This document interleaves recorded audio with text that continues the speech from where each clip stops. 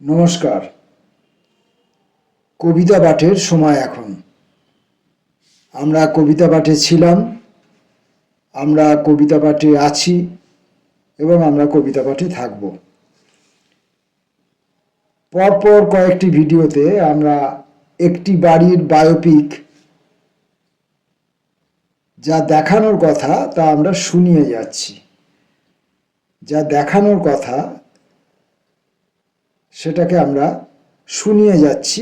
আপনাদের শ্রবণের মাধ্যমে দেখতে হবে, শ্রুতির মাধ্যমে দেখতে হবে। তো আজকে আমরা বায়োপিকটি শেষ করব। গতকাল একটি সমাধি ক্ষেত্রে আমরা উপস্থিত হয়েছিলাম। সেই সমাধি ক্ষেত্রে বাংলা, বিহার, উড়িষ্যার নবাব সিরাজউদ্দৌলা ছিলেন। সেখানে সিরাজউদ্দৌলা আশঙ্কিত হচ্ছিলেন যে বাড়িতে এখন আবার যা যা ঘটছে তাতে যেন উমিচাঁদের গন্ধ পাওয়া যাচ্ছে, যেন জগৎ সেটের অশরীরী প্রয়াস দেখা যাচ্ছে, এরকম ভয় তিনি পেয়েছিলেন। জব চার্নকও তার সমাধিক্ষেত্রের ভেতরে স্বস্তিতে ঘুমাতে পারছেন না। তিনিও ভয় পাচ্ছেন কেউ বা কারা যেন তার মারিয়ার দিকে হাত বাড়াচ্ছে, তার মেয়েদের সহ সুতারনিটির যে কুঠি বাড়ি ছিল সেটাও যেন কারা দখল নিতে চাইছে। মির্জাফরের 1100 বংশধর তারাও বর্তমান পরিস্থিতি, বাড়ির পরিস্থিতি তারাও ঠিক বুঝে উঠতে পারছে না। এখন সকলেই বাড়ির পরিস্থিতি নিয়ে খুব চিন্তিত যে বাড়িতে কি হতে চলেছে, এবং দেখাও যাচ্ছে যে প্রতিদিন বায়ুমণ্ডলের উষ্ণতা বৃদ্ধি পাচ্ছে, নতুন নতুন ভাইরাসের উদ্ভব হচ্ছে এবং প্রতিদিন গোটা বাড়ি জুড়ে খুন ধর্ষণের খবর পাওয়া যাচ্ছে। আর এসব নিয়ে বুলেটিন প্রকাশ হচ্ছে, বুলেটিন ছাপা হচ্ছে প্রতিদিন। তো এই ছিল গতকালের লেখাটির সারমর্ম। বাড়ির কথা আগেই বলেছি, এই বাড়ি ক্রমশ একটি একক বাড়ি থেকে একটি বৃহৎ বাড়ি, যা দেশ বা পৃথিবীময় ব্যাপ্ত হয়ে পড়েছে। আজকের প্রথম যে লেখাটি পড়ব সেই লেখাটির নাম ছাপা হয়। ছাপা হয় বর্ষার প্রতিটি দিন জল রঙে, তেল রঙে আঁকা হয় প্রতিটি শীতের দুপুর। সেই সব ছবি ভেসে আসে সময় তরঙ্গে। অনেক গানের কণ্ঠ ছিল, নাচের নূপুর ছিল, মোহরা নাটক নিয়ে ব্যস্ত থাকত প্রতিটি সন্ধ্যায়। গল্প ভরা গর্ভাশয় নিয়ে মেয়েরা অন্দর থেকে জাগিয়ে রাখত বাইরের অন্তর্মহল। একটি বড় বকুল গাছের তলায় সকাল এসে নাম ধরে ধরে ডাকত সকলকে। সদর দরজার দুপাশে দুটো ঝাউ গাছ 1 মিলিমিটার করে বেড়ে উঠছে প্রতিদিন। ঝাউ গাছ বলতেই কেউ যেন নির্জনতা বা দগ্ধ বাতাসের হতাশা না বোঝেন। দুপাশ থেকে দুটি অপরাজিতার লতা ওদের প্রেমের ছোঁয়া নেয়। এসব নিয়ে একদিন আরো কিছু ঝকঝকে বাংলা কবিতা লেখা হবে, ছাপা হবে মাউসের ক্লিকে নয়াঞ্জলির বড় বড় পানি ফল। নীরবতার মধ্যে প্রতিদিন ছাপা হয় চালতা গাছের পাতা আর চাপ টগরের থোকা থোকা সাদা রঙের গান। এই প্রতিটি বর্ণ অক্ষর নিবিষ্ট মনে লিখে রাখছে দুদিকের দুটি ঝাউ গাছ। স্বভাবতই পরবর্তী লেখাটির নাম হবে ঝাউ গাছ।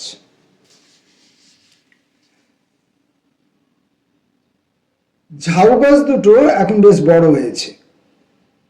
পিছনে মূল বাড়ির অনেকটা অংশই ভেঙে পড়েছে, ভাঙছে প্রতিদিন। তবু এখনো কিছু মানুষ সেখানে বাস করে, সঙ্গে আরশোলা, মাকড়সা, টিকটিকি নিয়ে। এখনো উঠোনে বেড়াল দেখা যায়, রাস্তার কুকুরগুলো ভাঙা পাঁচিল দিয়ে ঢুকে পড়ে, বৃষ্টিতে বা বৈশাখের খরতা থেকে বাঁচতে আশ্রয় নেয়। ভাঙা, শ্যাতা, রংচটা, শ্যাওলা পড়া কয়েকটি ঘরে এখনো যারা বসবাস করে, ভালোবাসায় প্রগাঢ়ভাবে বিশ্বাস করে, এখনো তারা নামকরণ ও জন্মদিনের অনুষ্ঠান করে। এ বাড়িতেই মোবাইল টাওয়ার খুব দুর্বল হলেও কয়েকজন ছেলে মেয়ের অ্যান্ড্রয়েড ফোন আছে। চ্যাট করে হোয়াটসঅ্যাপ মেসেঞ্জারে। চ্যাট করতে করতে চট করে একদিন তাদের দেখাও হয়ে যায় মালা বদলের ঘড়িতে। লাউ, কুমড়ো, পুঁইয়ের মাচাগুলো বাদ দিলে বাড়ির বাকি অংশ জঙ্গলে ঢেকে গেছে। সেখানে ছায়ায় কেবল ঠান্ডা নয়, পাওয়া যায় অসাধারণ কিছু ছবি।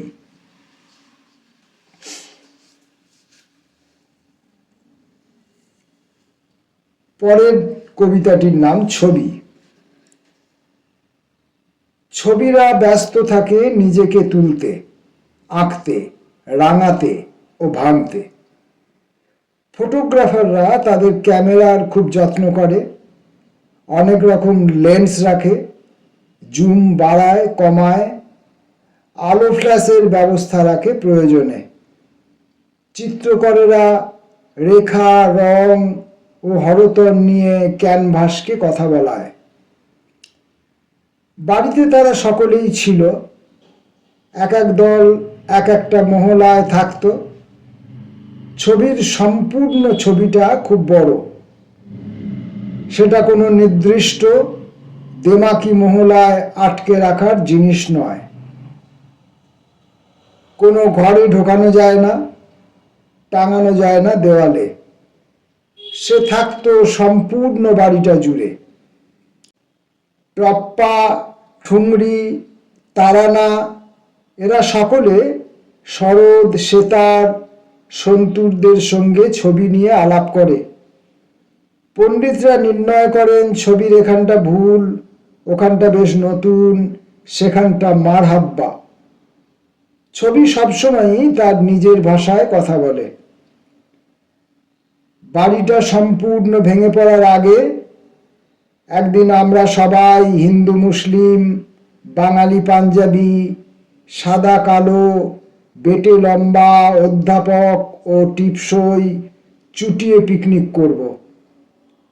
পিকনিক চলাকালীন সময়ে ছবিরা এক মনে নিজেরা নিজেদের করবে সংগ্রহ। পরবর্তী লেখাটির নাম সংগ্রহ।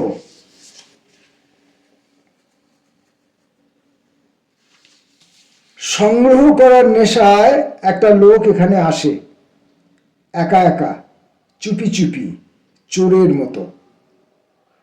পুরনো রেকর্ড প্লেয়ারের স্মৃতি, পকেটের ঘড়ি, ক্যাসেটের ভেতরে হেমন্ত মুখোপাধ্যায়, পানের ডাবু, ভাঙা জাতি, হেরিকেনের সলতে, সমুদ্রগুপ্তের টাকা। যেসব রাস্তারা এখানে আসতো সেগুলো এখন কাঁকর, কাঁটা আর ভাঙা কাঁচের টুকরোয় ভরা। বিক্ষত হবার ভয়ে হয়তো কেউ আর আসে না। বাতিল সংগ্রহকারী লোকটা কেবল আসে। একটা বড় অর্জুন গাছ আছে এখানে, সে তার শত্রুসম বন্ধু, অপেক্ষায় থাকে, নিজের স্মৃতির ভাগ দিতে চায়। এখানে অনেকবার মহামারী, অতিমারি হয়েছে, অনেকবার বন্যা ও ভূমিকম্প, যুদ্ধ দাঙ্গা হতো নিয়মিত রীতিমতো আয়োজন করে। যুদ্ধ করতে করতে যারা মারা গেছে অক্ষত রেখে গেছে বাড়িটাকে। অনেক মানুষ তাই এখনো সকাল বিকাল শাস্ত্রীয় সঙ্গীত গেয়ে চিকিৎসা করে অন্যদের। রোজ নতুন করে অনেক মেয়েরা হচ্ছেন গর্ভবতী, আর একবার বেঁচে উঠছে সেই গত শতাব্দীর তাল গাছটি পুড়ে গিয়েছিল বজ্রাঘাতে। পরের লেখাটির নাম বজ্রাঘাত। বজ্রাঘাত মাথায় নিয়ে দাঁড়িয়ে আছে এখনো কয়েকটা পাখি এখানে ফিরে আসে সন্ধ্যায়, মেহফিল বসে কবিতার। তুলসী বাসকের গাছগুলো এখনো রয়েছে হাতের কাছেই, জল এখনো তৃষ্ণার্তকেই ভালোবাসে। আবার ট্রেন চলাচল শুরু হয়েছে শহরে। দরজার সামনে অতিথি নামিয়েছে বাস। ভেঙে পড়া অংশের মেরামতির জন্য রাজমিস্ত্রি নেমেছে কাজে। শাঁখের মুখে জল দিয়ে হাতের তালুতে ঘুম ভাঙাচ্ছে বাড়ির মেয়েরা। তাদের শাড়ির গন্ধে মুছে যাচ্ছে সব বজ্রাঘাত। ঘরে ঘরে যাদের ছবি ঝুলছিল দেওয়ালে, তারাই যেন মনে হচ্ছে সেকেন্ড ইনিংসের জন্য প্রস্তুতি নিচ্ছে। বাড়ির খুব ভেতর থেকে বাতাসে ভেসে আসছেন বিলায়েত হোসেন খাঁ। বর্ষার কাছে উপহার পাওয়া জমিতে আনন্দ রোপণ করছেন চাষিরা। আলোর চেয়েও দ্রুত ছুটে আসছে যুদ্ধ জয়ের সমাচার।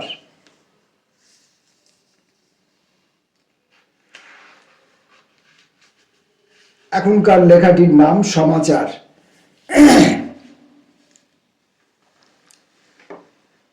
সমাচার ছড়িয়ে রেখেছে গুলঞ্চ। এই সমাচারের বিশেষণ যে সু, সে বিষয়ে কোনো সন্দেহ নেই। যে বালিকার আঁচলে সংগ্রহ করার কথা ছিল, সে ডাক দিয়েছে সকলকে। সবার আগে সাড়া দিল পাখিরা। রাত্রি কালো হবার প্রতিযোগিতা শেষ হয়ে গেছে। এবার এই গুলঞ্চ রাশি জনে জনে বন্টন করতে হবে। কেউ আর পর্দা খাটানোর আয়োজনে ব্যস্ত থাকবে না, কেউ আর ঘুমিয়ে থাকবে না। প্রতিটি ঘরের দরজা খুলে গেছে, জানালা খুলে গেছে জোয়ারে। রাজ্যের রাস্তা আর আকাশ আর সাইবেরিয়ার মাঠ ঢুকে পড়ছে বাড়ির ভেতরে। ঘরগুলো একটা অসীম কাচের পাত্রের মধ্যে শরবত হয়ে মিশে যাচ্ছে। বাড়ির সব লোকেরা খাবার টেবিলে বসেছে একসঙ্গে। সংখ্যায় তারা যে কত ঠিক করতে পারছে না। প্রতি ঘন্টায় দরকার নতুন জনগণনা। মানুষ ক্রমশ একতাবদ্ধ হচ্ছে, মানুষের সংখ্যা ক্রমশ বাড়ছে, নতুনদের আগমন বাড়ছে। তাই এখন জনগণনা প্রয়োজন।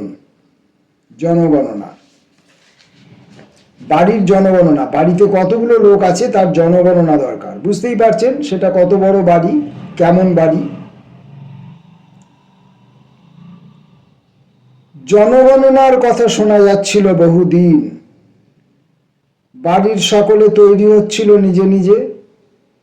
টিকটিকি, আরশোলা, ইঁদুর, গিরগিটিরাও মনে মনে নিজেদের গুনে রাখছিল। যদিও গাছপালাদের রাজত্বে এ নিয়ে কোনো চিন্তা ছিল না। মাটিতে তাদের শিকড় বহু দূর পর্যন্ত ঢুকে গেছে, তত দূর পৌঁছাতে পারবে না সুমারির ছাকনি, আদমশুমারি। একটা লোক বহু দূর থেকে একটু একটু করে বড় হচ্ছিল দূরবীনের মধ্যে। যখন একেবারে বাড়ির সামনে এসে দাঁড়ালো, দেখা গেল তার হাতে এক দিস্তা সাদা কাগজ জামার পকেটে গুঁজে রাখা আছে কয়েকটি পেন। সে সময় এখানে প্রতিবেশীদের ঘরে ঘরে রান্নায় ফোড়ন দেওয়ার গন্ধ। তার গন্ধ লোকটির নাকে এলেও সে নিজেকে বহুধা করার দিকে গেল না, এমনকি দ্বিধা করল না একবারও। বাড়ির লোকেরা সবাই নিজ নিজ কাগজপত্র নিয়ে হাজির হলো। সুমারির লোক তাদের দিকে ভ্রুক্ষেপ না করে গলা তুলে ডাক দিল, একবার বাইরে আসবেন মুখার্জি বাবু, দরকার কেবল আপনার সঙ্গেই। জনগণনা করতে এসছে যে ভদ্রলোক। আপনার এই বাড়ির বায়োপিক শুরুর প্রথম কবিতা, দ্বিতীয় কবিতার কথা যদি আপনারা স্মরণ করতে পারেন তাহলে মনে করতে পারবেন যে একটি লোক ক্রমশ এই বাড়ির দিকে এগিয়ে আসছিল এই বাড়িতে ঢুকবে বলে, এবং সেই লোকটির সত্তা দ্বিধা বিভক্ত হয়েছিল। পার্শ্ববর্তী একটি বাড়ির রান্নার সুঘ্রাণে একটা অংশ সেখানে ঢুকে গিয়েছিল, আর একটা অংশ এই বাড়িতে এসেছিল প্রথমে। দ্বিতীয় অংশটিও অবশ্য পরবর্তীকালে এই বাড়িতে এসেছিল এবং প্রথম অংশের সঙ্গে একীভূত হয়ে গিয়েছিল। এখানে দেখুন যে লোকটি আদমশুমারির জন্য এসেছে, জনগণনার জন্য এসেছে, সে কিন্তু কার বাড়িতে রান্নায় কি ফোড়ন দেওয়ার কি গন্ধ ছাড়ছে সেই গন্ধে সে কিন্তু বহুধা বিভক্ত হয়নি, এমনকি দ্বিধা বিভক্তও সে হয়নি। বাড়ির সবাই কাগজপত্র নিয়ে হাজির তার নিজের নাম জনগণনা তুলবার জন্য, কিন্তু যিনি জনগণনা করতে এসছেন তিনি গলা তুলে বাড়ির মালিক মুখার্জি বাবুকে ডাকলেন, বললেন দরকার কেবল আপনার সঙ্গেই। দেখি মুখার্জি বাবু কি করেন।